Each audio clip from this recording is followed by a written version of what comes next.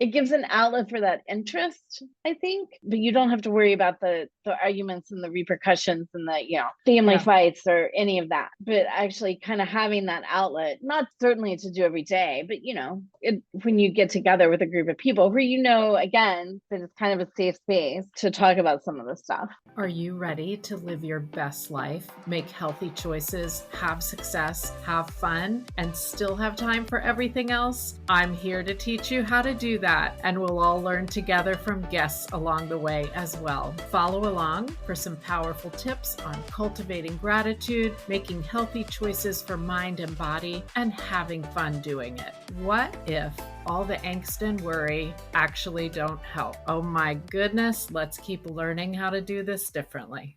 OMG. Hello, listeners. I am excited about today's episode because I am talking with a good friend of mine, and I think you are going to love hearing from her as well. So here's the thing. Living in today's political climate without stressing ourselves out or ending up knee deep in every argument and still staying true to ourselves can be a pretty big challenge. And especially, I would say that's true in the US right now. I know I have listeners in other countries. So I would bet some of these things that we're going to talk about would hold true for you, at least a little bit to a certain extent. And I really think we've seen changes over the last, 5 to 10 years related to the way people interact with each other regarding politics. Our discussions are more passionate and more heated. And I always say to my kids that I miss the days when you could sit around the dinner table and have a political discussion and then everybody has dessert together and it's all fine. I just don't think that happens anymore. So we also know from other episodes of this podcast that reducing stress is a huge part of staying healthy, even down to the basic gut health level, as we learned recently. So that's a red flag when it comes to politics right now. So my guest today is Laura Vaught, and she and I have known each other since college. We have decided we shall not say how long that was.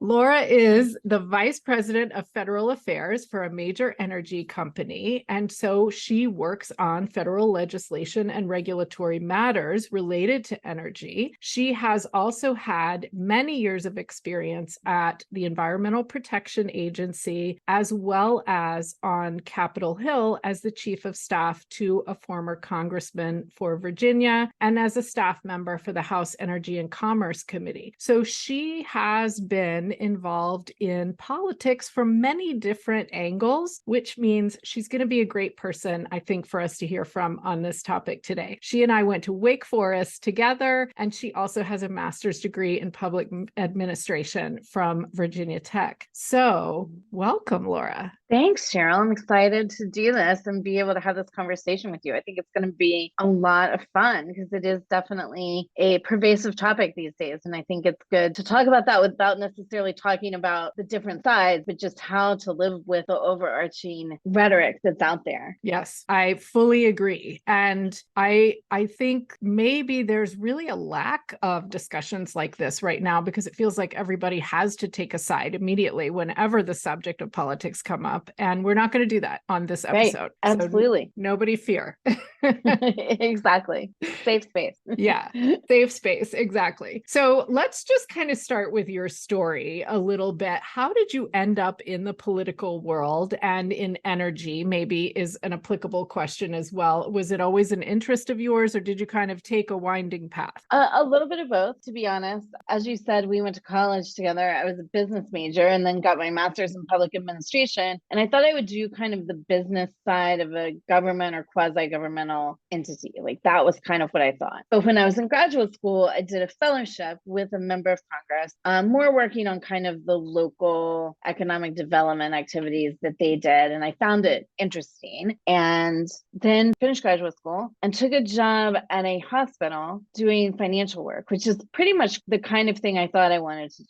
I did not like it at all. And I just happened to run into into a woman who worked for this member of Congress that I had done the fellowship with at a wedding. And she said, so and so is leaving the office. Why don't you come and talk to us about taking that job? And so I did. And I worked for a couple of years doing, again, like kind of local constituent services, economic development things. And I had always had an interest in more the policy side. And I had always had a little bit of an interest in politics as well. Mm-hmm. And then he asked me to come up to his DC office and work more on the policy side. And so I jumped at that opportunity and have been kind of working in that space ever since. It's so interesting. I think it's got to be at least 90% of the people that I talk to on this podcast I need a word for this. I don't want to use the word accidentally ended up where we are, but it's like experiences that you have in life, if you're just open to conversations and meeting people, happen. I ended up in the airline industry because I was complaining about my previous job at a New Year's Eve party to a mutual friend of ours from college, and he got me a job.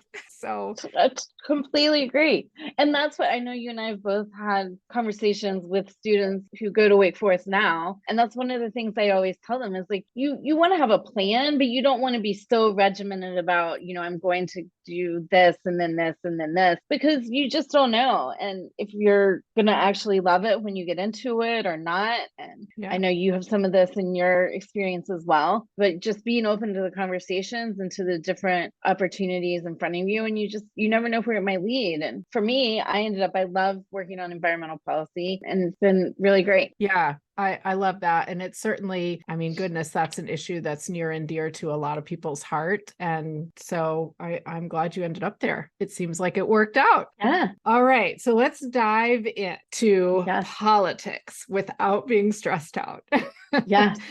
Okay, let's say that you're a person, not you, but anyone who has really strong political convictions. And I know that you personally do. So do you find that you're yelling at the TV and you're upset about social media all the time? Or have you figured out a way to at least escape from the stress a little bit and interact in a more positive way that doesn't raise the blood pressure? Yeah. And I think it's definitely an ongoing effort. And I found a few things that work for me, but I'm not by any means perfect about applying them, because I think it's easy to get, kind of tempted by scrolling on your phone and, kind of getting into that spiral. But for me, one of the things, and I am pretty passionate about the topic, and I think this is probably not that uncommon. I think it was the New York Times, it was some newspaper had this test that you could take about how much people's political views are like yours where you live. And I took that test, and it turns out that people around where I live now pretty much share my political views. And if I look at my hometown, it's like 97% the other way. So it's like 97% in both ways. So I found that kind of interesting, because I do feel as though I kind of understand,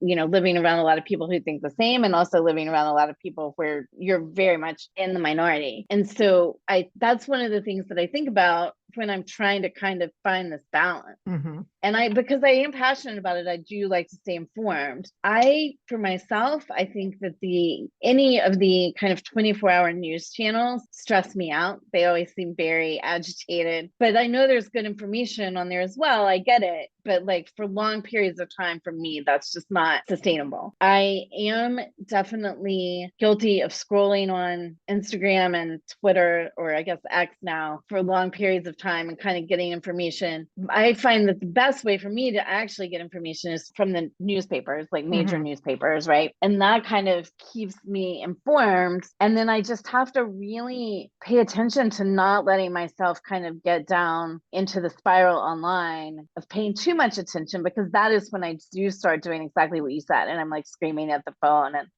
how can this be?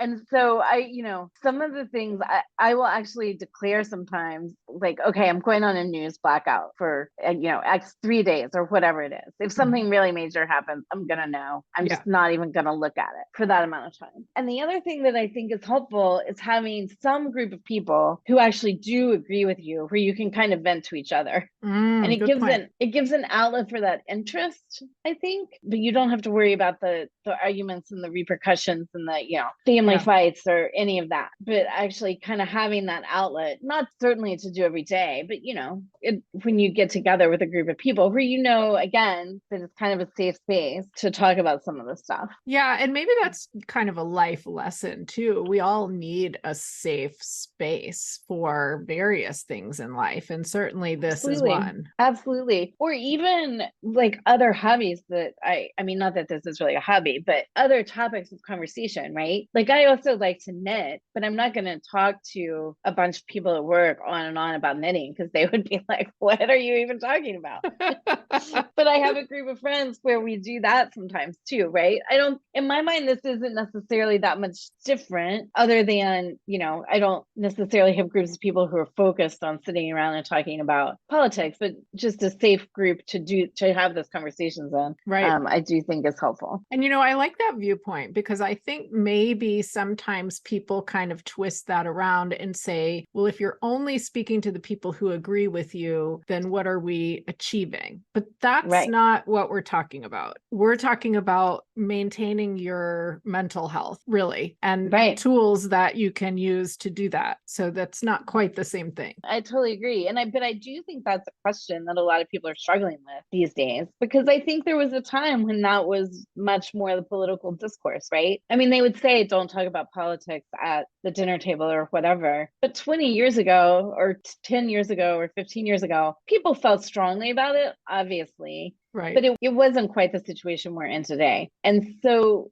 I mean, for better or worse, I feel as though I want to be aware of what other people are thinking. And so I try to listen when I'm in a situation where, like, for example, I'm back home. But I just don't, for my mental health, to keep my blood pressure down, like trying to engage with that is just not going to be productive. And so I just have to find a different kind of outlet for those conversations and that interest. Yeah. I like what you're saying. And so if I could recap, just to give kind of the listeners like a little to-do list or checklist here, when you feel that blood pressure going up. So maybe avoiding the 24-hour news channels, which I have to say I fully agree with. And we're not saying one versus the other. We're saying they're all they are all trying to scare us and make us keep watching all the time. And so in small bites is the right way. And I'm sure that's true of social media, which is what you were saying. So these 24-hour loops, social media or news channels, maybe just small bites, controlling that a little bit, watching the source of information. I agree with you 100%. I get my news from websites that I look at online and read the article. I find that is a little bit easier for me to digest without the stress. And then you said you just kind of also, well, you have your group of people that you can talk to, which is another powerful one. And then you kind of also are just monitoring yourself and how you're feeling about it. And gosh, if that isn't a life lesson, I don't know what is. Right?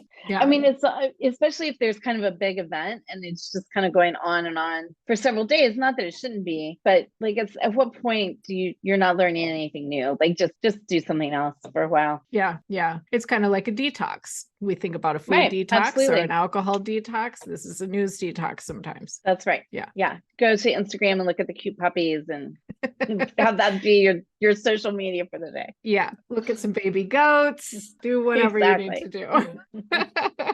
Okay. So let's flip it the other way. What if we're someone who's more moderate in our views and we don't really have a strong conviction one way or the other about politics or maybe about certain issues, which certainly could be true for many people, I'm sure. So what do you say to them? How can they stay informed and get the truth and get the balanced truth and not get overwhelmed? Right. And I think it does, again, come back to, in some ways, if you want to be informed, like checking your sources. And also, I mean, if you're a person who can listen to kind of both, kind of Both extreme sides. rhetoric of it, then, go for it. If that doesn't stress you out and then I think obviously that's fine. I actually think though that there are relatively few people who are moderate across the board, right? I would think of myself as moderate on a lot of issues. And there's certain things that I know are important in the world, but that I know nothing about and don't even care to learn. I know they're important. It's just not my thing. But I think across the spectrum of issues, most people have something,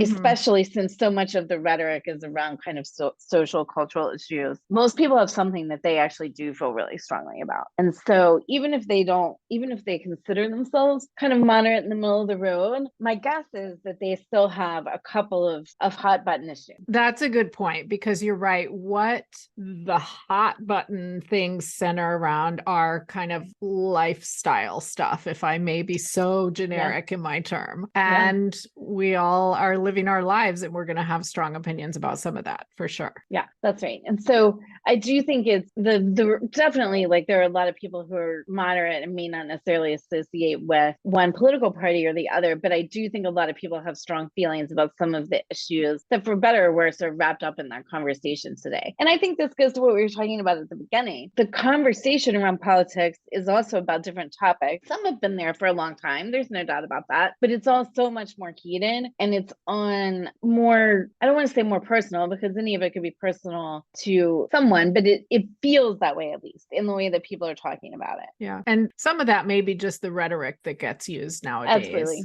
That's right. I think some of that is in fact just the rhetoric. But I do think that the moderate viewpoint, if somebody has that across the board, like, great. But I do bet that most people have one or two things that they would feel pretty strongly about as well. Yeah, I think that you're right about that. And I also, as you were talking, was thinking, I have done a little experiment before where when I wanted to find out about an issue, I would watch different stations, both sides of the aisle, let's say, and I would get certainly upset at the ones that were not in agreement with me. But in short bites, it was a little bit of a valuable exercise for me, because I understood better what both sides were saying. And I didn't have to have a personal argument with someone. Right. But I needed it in very small doses. Yes. No, absolutely. Absolutely. But I think that's helpful to kind of get, like, one of the things that I feel like is missing a lot in the political discourse today, and part of it maybe is because, there's this 24-hour news cycle or whatever, but and I sound very old right now because I'm like, it used to be back in the good old days, but it does feel like facts used to matter more, right? And people weren't necessarily disputing the facts, but they were arguing about what to do with those facts, right? Whereas it's a whole different situation when people don't even agree on the facts. True. Very true. Very true. And maybe that's kind of step one if we're trying to figure out how to learn about an issue without getting ourselves too worked up, is to try to figure out what the facts are and then go from there. Right. And the other thing I would say too is that I at least think, because again, like talking about for our own mental health and how we live with all this, I kind of think it's okay if you just don't care, if you also don't necessarily care about certain things. Not that you're saying they're not important to the world or whatever, but that I don't think people should feel like they have to learn all the facts about every issue, right? Enough that you're comfortable, that you're informed. I appreciate you saying that, because my job has never been related to politics, except for the fact that in grad school, I did study business government affairs. But I mean, really, never has it been related to politics. So this is why I wanted you. You've had a political career for many years. We won't say how many. And you are certainly a better person to speak on this than me. But I appreciate that you just said that, because I think there's a lot of guilt when people kind of decide, you know what, I'm not going to get involved in that issue. Right. Don't you wish sometimes that living well had a set of easy steps to follow, or maybe a handbook for success? There are certainly many books out there that help, but wouldn't we love some easy tips that we can try right now? I've created for you 7 days of easy, free tips for living well. We're talking about sleep, food, movement, mindset, and a lot more. Even if you pick a few of these suggestions and give them a try, you will be starting down a path to amazing change over time. Make sure to go to www.bit.ly/OMG Teach Me podcast and sign up for your 7-day journey with me.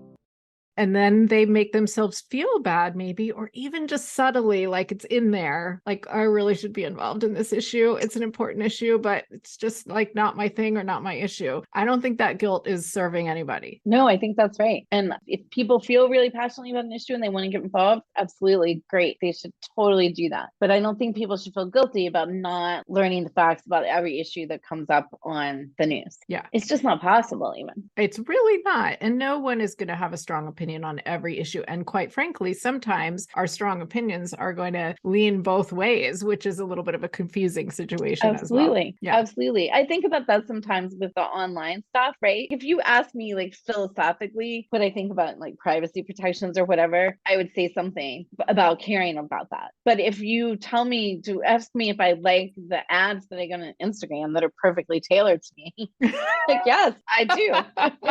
You know what I mean? Like, and I think a lot of people have those kind of contradictory viewpoints about things. Good point. That's a good point. Okay. So this leads me, actually, I'm laughing and thinking that I always joke, if the Amazon thing upstairs, whose name I won't say, is listening to me, then whatever, because it can't be all that interesting. I always joke about that. But when you get things tailored to you that you like, then maybe that's a benefit. Exactly. So one thing that you said made me think about, let's say we have some people listening who are not particularly involved in politics, but they have some strong views, but they're not even sure about whether they should vote if they're not really informed. And I'm throwing this one at you out of the blue, but I really feel like everybody should be voting. But I'm curious what your thoughts are on that. Yeah, it's interesting you say that, because I kind of feel that way too. Like, everybody should be voting. I happen to have next door neighbors who are from another country. They happen to be from Australia. And when they lived there, it was mandatory that you vote, and which I thought was really interesting. And they're kind of like, why is that not mandatory here? And of course, I have no answer, because it's just the way it is, right? But I do feel as though people, I mean, it's kind of a privilege, right? And so not to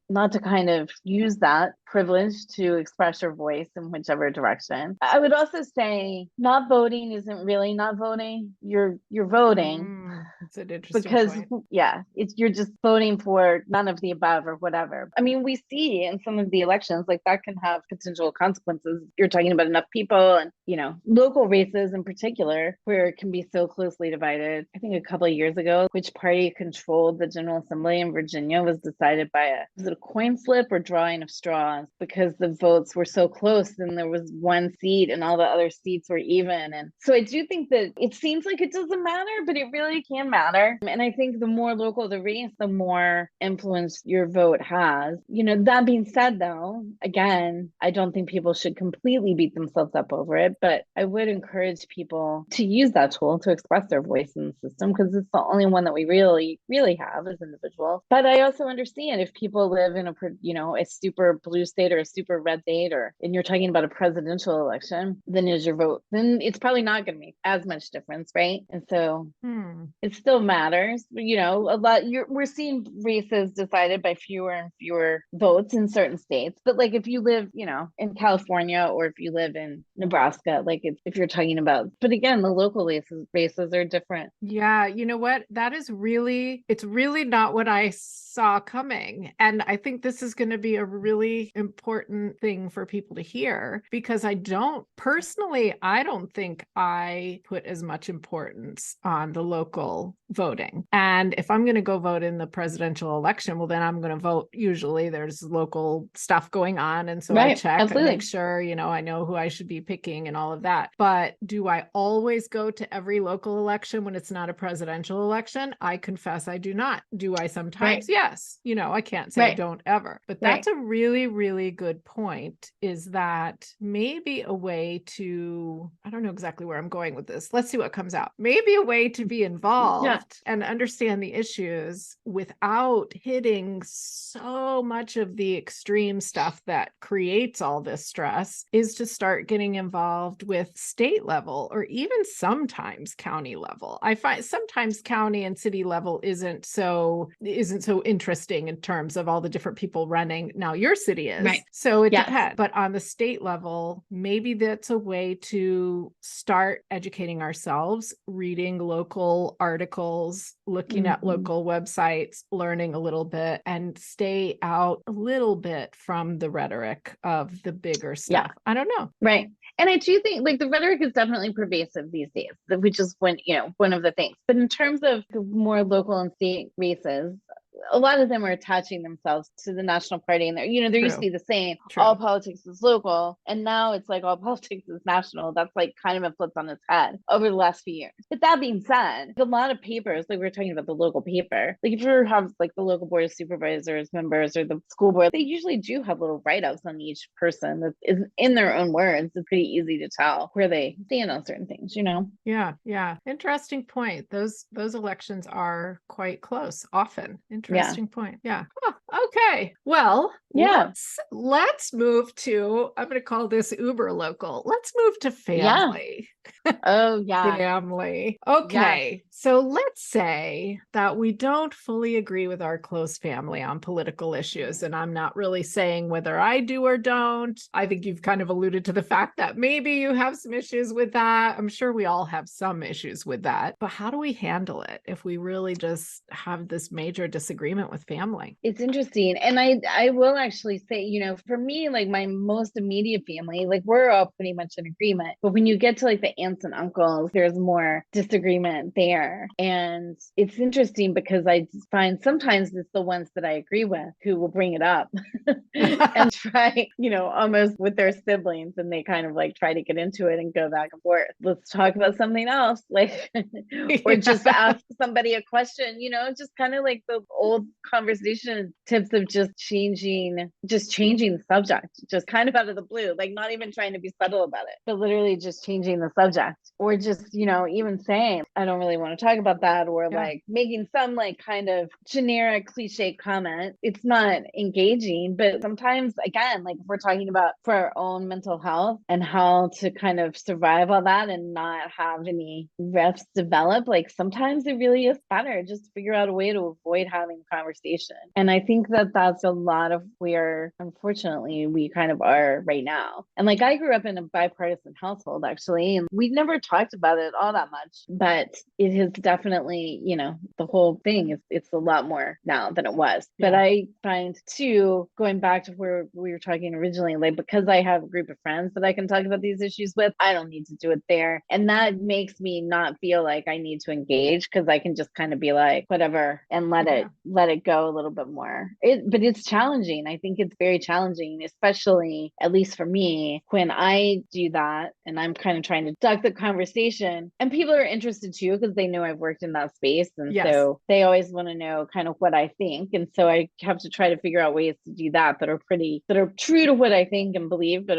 that are also pretty neutral, so as not to create any drama around it. Yeah. But it's definitely challenging. Oh, sorry. I'm sorry. I shouldn't have interrupted you. So, well, I was just thinking, I think sometimes we also kind of get this idea in our heads that we can maybe convince them. They're our family, so we can convince, Totally. And I know. I just don't, again, I don't know if that's true right now. I actually saw a poll today, and I mean, I get it, polls say all kinds of things, but they were saying that there was a particular candidate that people said they believed that person more than they believed their own family or their own pastor. You're not going to be able to convince somebody in that situation. If that's true, if there's a situation where that's true, you're not going to be able to bridge that. And so I do think, like, again, just to the mental health aspect of it, because it is, I think, human nature to think, well, I really want my family to see the world. Like, I want us to see the world the same way. And I want us to think about some of these issues in the same way. Right. Again, particularly the ones that have to deal with kind of people, right? The people issues. I think there's like an innate desire that we all have, that our family would all view those in the same way. Right. And so I think it's challenging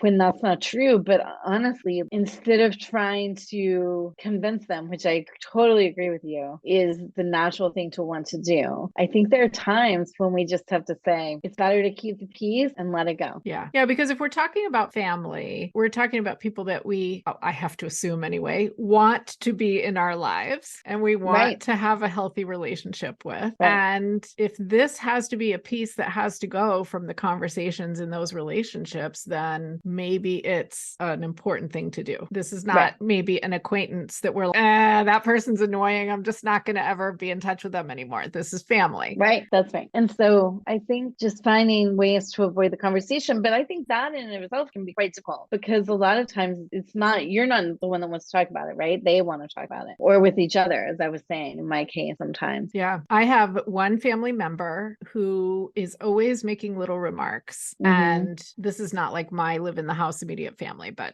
always making little remarks. And I have used as a coping mechanism in case this helps someone. I just don't say anything. I'm oddly silent a lot of the time because I know that the remarks are intended to create a rise out of me or get something started. And I just don't respond. And that is not the easiest thing to do. And at the same time, I just kind of had to decide what's more important, being able to argue my point or having a good relationship with this person who I do want to have in my life, right? Right. I totally agree. I think not saying anything or, it's almost like that cartoon where they have the dog and it sees the squirrel and it's like, squirrel, it's like doing that almost, right? Like, look over there. Yes. Yes. And actually, it's interesting that you've said that a couple of times. And so I want to maybe stay on that for a second because I'm trying to remember, I'm not going to be able to say who or how I learned this, but I was listening to or reading something about trying to teach ourselves how to stop complaining, which is not really what we're talking about today, but there's some parallels. And it was saying complaining is just keeping us in this negative space all the time, and we don't realize how powerful our words are. And one of the things was if you are talking with someone who's just complained, to do exactly what you just said, just switch it, compliment them on something completely random, or mention something outside that you just saw, or just completely flip the topic. And that tends to work. So, yeah. I think in this case too, if you do it enough, if we were having a conversation about trying to solve the world problems, this is not how you would do it, right?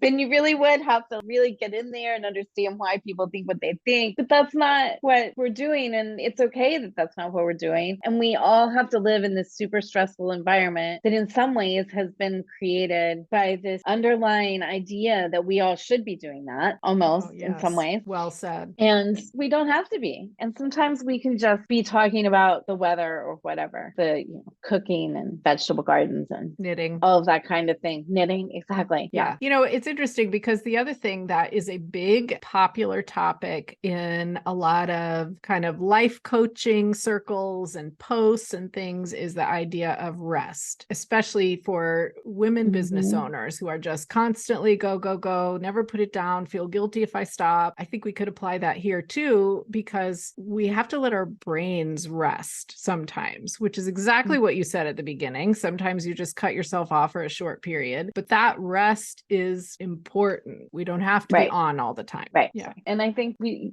even with people we're very close to, we don't have to talk to them about every single topic. Good point. That's a good point. That's a good point. And even interestingly, listeners, I'm pretty sure Laura and I agree on a lot of political issues, but we don't even spend a lot of time talking about it. There's a million things in life to talk about. That's right. Absolutely. We know we each do for our day jobs, and we'll maybe talk a little bit about that, but none of us are also going to talk to our friends and family in excruciating detail about what we did today at work. Right. So in some ways, it's kind of the same. Yeah, that's a good point. And I just want to say, as we kind of start to wrap this up, I just want to say we're not having a discussion about how politics and having political views is not important. That is not what this discussion is about. And I'm pretty sure Laura would not let me get away with that because it is important. It is absolutely important. What we're talking about is how to have the views you have and also have sanity in your life. And that's important because we want you to be healthy and we don't want your stress hormones to be crazy and we don't want the blood pressure high, and it's only going to get bigger over the next year or so. So hopefully some of these tips and ideas and thoughts are helpful in that way. Right. Absolutely. And I think that it's a different situation if somebody close to you is somehow being harmed by some of this or something, and then you need to step in. But of course, in the absence of that, it's okay to just have your views and have your outlet for that. And otherwise, otherwise, Yeah. let it go, as they say, as the song goes. And I would say, even for people who are really, really active and really, really adamant about some issues,